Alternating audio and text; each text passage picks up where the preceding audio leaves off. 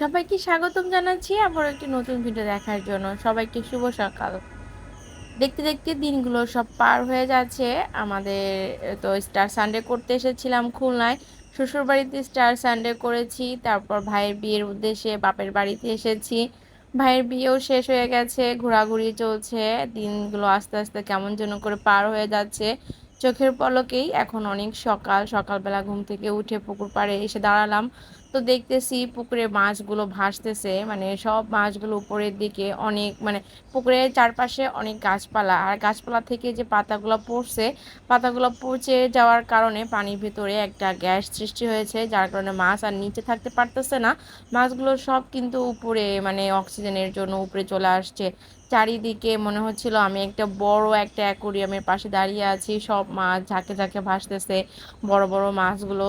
এখন এরকম মাছ দেখে বাবাকে বলছিলাম যে মাছ ধরলে কেমন হয়। আমার রিটেল তো সবসময় বড়শি দিয়ে মাছ ধরতেই থাকে, দেখুন কি সুন্দর ঝাঁকে ঝাঁকে মাছগুলো ঘুরতেছে, একে অন্যের সাথে কথা বলতেছে, এরকম মনে হচ্ছে, দেখতে খুব ভালো লাগতেছিল।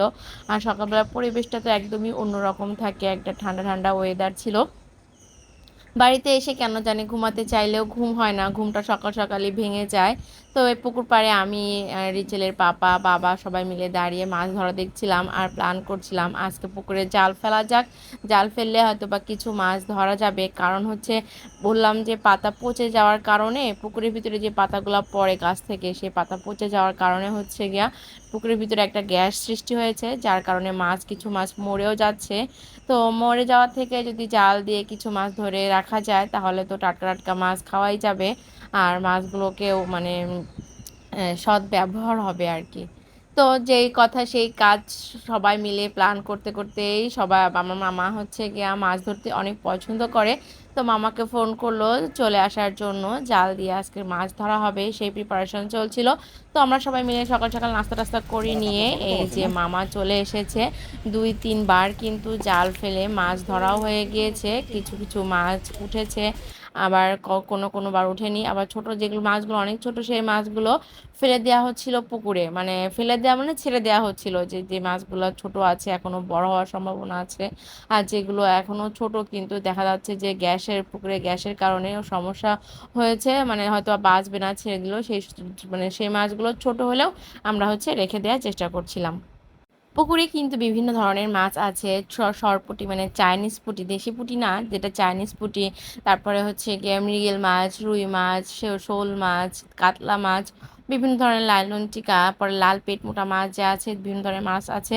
তো এখানে এই যে একটা কাতলা মাছ ধরছে, বড় কাতলা মাছটা বেশ বড়ই ছিল, তো মামা হাতে করে নিয়ে আসছে। প্রীতম, রিকার্দো ওরা সবাই দেখতেছিল। আর এই তো আবার আমি যাচ্ছি, আমাকে দেখা যাক তোমরা কত মাছ ধরছো।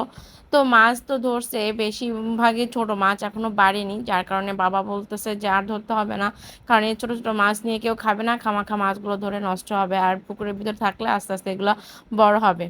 তো এটা হচ্ছে লাস্ট বার, বলছি ঠিক আছে এই শেষবারের মতো আমরা জালটা ফেলি, এবার উঠলে উঠবে, না উঠলে নাই। কিন্তু মজার বিষয় হচ্ছে এতক্ষণ তো 2-1-5-10টা যাই হোক মাছে ঝাঁকে ঝাঁকে মাছ উঠেছে, কিন্তু এই শেষবারে যখন আমরা ট্রাই করছি তখন হচ্ছে একটা মাছও ওঠেনি এই জালের ভিতরে। সব হচ্ছে গিয়া ভাইয়ের বিয়ের যে রান্না বান্না হয়েছে, খাওয়া দাওয়া হয়েছে, মানুষজন এর ভিতরে হাড়গোড় ফেলেছিল, সেই হাড়গোড়গুলো জালের মধ্যে উঠে আসছে। আমরা ওটা নিয়ে অনেক বেশি মজা করেছি।